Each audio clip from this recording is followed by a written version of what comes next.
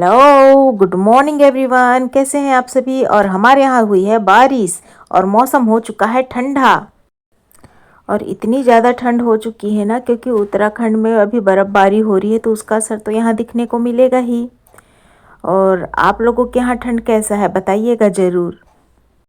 House wives को morning में kitchen में आके इतने ठंडे में काम करना पड़ता है ना, कि हाथ भी पूरा स्क्वीज हो जाता है। हाथ भी सही से काम नहीं कर रहे हैं, लेकिन फिर भी काम तो करना पड़ेगा ही।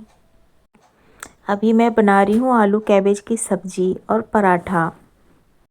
अभी विंटर में जो सब्जियाँ आती हैं ना, बहुत ही अच्छी और फ्रेश रहती हैं। मुझे बहुत अच्छा लगता है। विंटर के सीज़न में आप नई नई अच्छे अच्छे वेजिटेबल्स देखने को मिलता है। और ठंड के समय में पढ़ाई का रूटीन कंटिन्यू रखने में थोड़ी दिक्कतें होती हैं। और हम जिस तरीके से गर्म कंबल और स्वेटर वगैरह कैरी करते हैं, तो उससे क्या होता है कि हमको नींद बहुत जल्दी आती है। तो नींद को भगाने के लिए आपके पास क्या उपाय हैं वो ज़रूर बताइएगा। और साथ ही आप ठंड में कैसे अपने स्टडी को मेंटेन रखते हैं वो भी बताइएगा। तो बस अब मेरा ब्रेकफास्ट रेडी हो गया है। बच्चे के लिए मैंने दूध उबाल के दे रही हूँ उनको। और ये है एक पाउडर जो कि बादाम, मखाने और मिश्री, सौंफ और जो दखनी मिर्च आती है, उसका मैंने मिक्सी में पेस्ट कर रखा है और पाउडर बना रखा है, और उसी को ही दूध में मिक्स करके देती हूँ। क्योंकि इससे बच्चे की आई साइट सही रहता है और बहुत ही अच्छा फ़ायदेमंद रहता है और एनर्जेटिक रहता है। मैं अब सौर्य को अब दे दी हूँ नाश्ता। वो कर रहा है, उसकी टिफ़िन मैं रेडी कर दे रही हूँ, ताकि वो जल्दी से अपने स्कूल चला जाए और मैं अपने काम पर लौट जाऊँ। मेरे भी अपने काम होते हैं, अपना डेली रूटीन योगा और साथ में पढ़ाई। और जितने समय तक वो स्कूल गया होता है, उतने समय तक मेरा सबसे बढ़िया प्रोडक्टिव टाइम होता है। और उसी समय मैं अपना पूरा पढ़ने का बहुत ही अच्छी तरीके से मैं कर पाती हूँ। और ये देखिए, सॉरी, स्कूल चला गया है और पूरा मैसी मैसी हो रहा है पूरा कमरा। अब मैंने झाड़ू लगा रही हूँ, पूरे घर आंगन को झाड़ू लगा दिया मैंने। और उसके बाद से बस मैं अब अपने योगा रूटीन में मैं बैठ जाऊँगी। आज मैंने काफ़ी काम किए। और घर के काम करना भी एक हाउसवाइफ के लिए एक बहुत बड़ा इम्पोर्टेंट काम है। और मैं अभी झाड़ू लगा रही हूँ आंगन में। घर आंगन में झाड़ू लग जाता है ना, तो मन बहुत अच्छा सा लगता है कि हमने एक मतलब कि काम कर लिया जो सबसे ज़रूरी था। जब हम अपने घर आंगन को साफ़ करते हैं, तो इससे क्या है कि हमको अपना मन भी बहुत अच्छा लगता है और सारे काम हो जाते हैं अपने टाइम पे, तो सब काम बहुत बढ़िया लगता है। और ये देखिए, आइए मैं आपको दिखाती हूँ अपने टमाटर। ये देखिए, यहाँ देखिए, ये गुच्छों में आ रहे हैं और एक जगह नहीं है, ऐसे ही कईयों जगह में है। टोटल ये 4 या 5 ही टमाटर के पौधे हैं मेरे पास, और ये पूरा गुच्छों गुच्छों में आ रहे हैं। और एक गुच्छे में कम से कम 10 से 15 टमाटर हैं। और बंदरों से बचाने के लिए यही उपाय है कि इसको ढक के रखो। मेरे सारे काम हो गए, 8 बजे तक ख़त्म हो गए हैं। और अब मैं अपनी योगा रूटीन पे आ चुकी हूँ।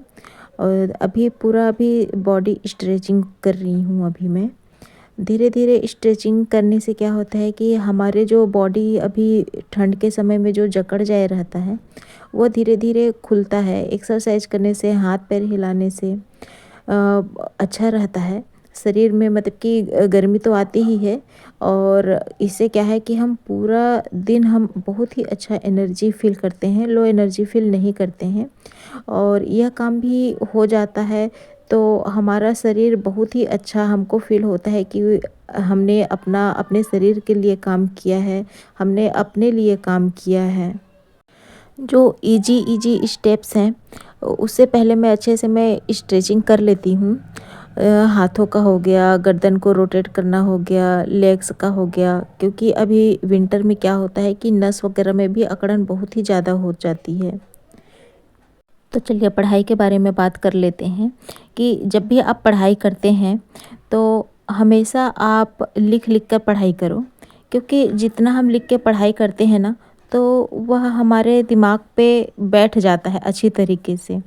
क्योंकि क्या होता है कि जब हम पढ़ते हैं, तो कुछ चीज़ें हम जैसे माना कि हम माइटोकॉन्ड्रिया पढ़ रहे हैं, पढ़ते तक से तो हमको बहुत ही बढ़िया लगेगा और सब चीज़ें ऐसे लगेगा जैसे सब हमारे दिमाग में कैप्चर हो चुका है और उसी को अगर पूरा दिन भी हमको याद रहेगा, थोड़ा बहुत तो ज़रूर याद रहता है, लेकिन जब हम उसको 1 दिन के बाद या 2 दिन के बाद देखते हैं तो वह चीज़ें ऐसे लगता है जैसे हमारे दिमाग से वह स्किप कर गई हैं। तो इसीलिए ही जब भी आप पढ़ रहे हो, चाहे आप अपना कैसे भी पढ़ रहे हैं, चाहे आप मोबाइल के द्वारा पढ़ रहे हो या पुस्तक के द्वारा पढ़ रहे हो, तो जो बिल्कुल छोटे-छोटे चीज़ें हैं उसको आप ज़रूर लिख कर आप पढ़ाई करो, ज़रूर ही आप लिख कर पढ़ाई करिए। उससे क्या होता है कि हमारे दिमाग में ना जब हमको रिवीजन करने का टाइम आता है और जब हम अपना बुक खोलते हैं और जो हमने अपने से प्रिपेयर किया होता है नोट्स, तो वह बहुत ही ज़्यादा बेनिफिशियल रहता है क्योंकि 4-5 पेज हम पढ़ रहे हैं, तो अगर हम 4-5 पेजों को पढ़ रहे हैं और उसके बाद अगर उसके लिए अगर हमने शॉर्ट नोट्स केवल 1 पेज में बना लिया है, तो वह हमारे लिए बहुत ही ज़्यादा फ़ायदेमंद होता है। और लास्ट समय में यही नोट्स, यही 1 पेज बहुत ही इम्पोर्टेंट रहता है और बहुत ही काम आता है हमारे लिए।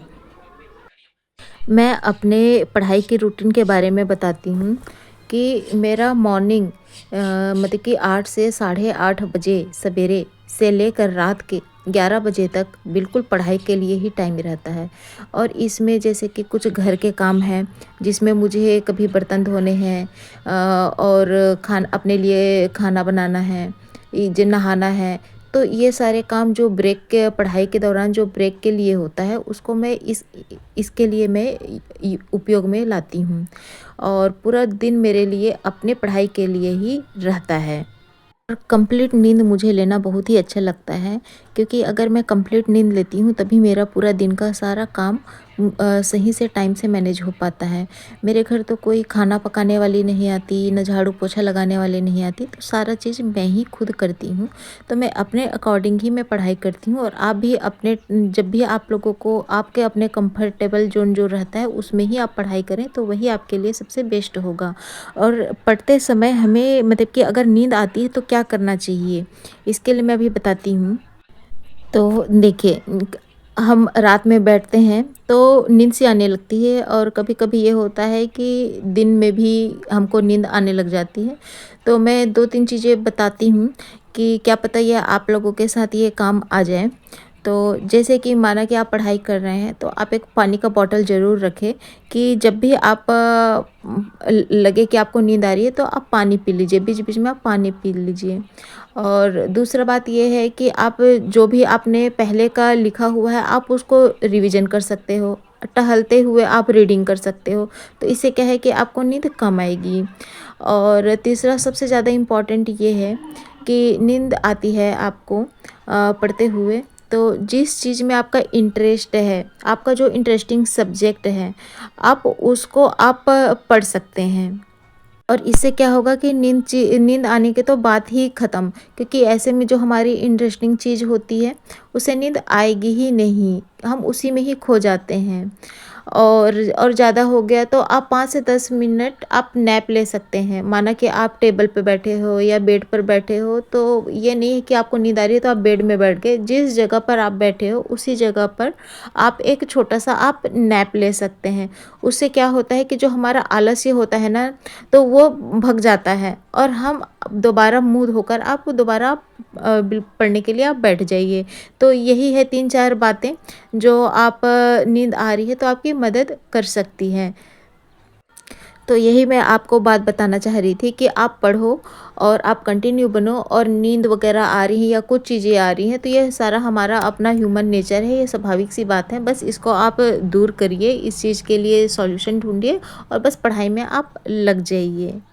चलिए तो ठीक है, इसी के साथ ही आज का ये ब्लॉग एंड करते हैं, और अगर आपको मेरा वीडियो पसंद आता है तो आप लाइक, शेयर और सब्सक्राइब ज़रूर करिए। और आने वाले दिनों में मैं अपना जो टाइम टेबल है वो ज़रूर आपको स्टडी अपना टाइम टेबल मैं शेयर ज़रूर करूँगी, और जिससे कि आप और अच्छे से आप पढ़ाई करेंगे और अपना कंटिन्यू बना सकेंगे। चलिए फिर मिलते हैं नेक्स्ट ब्लॉग में। Thank you, take care, bye bye.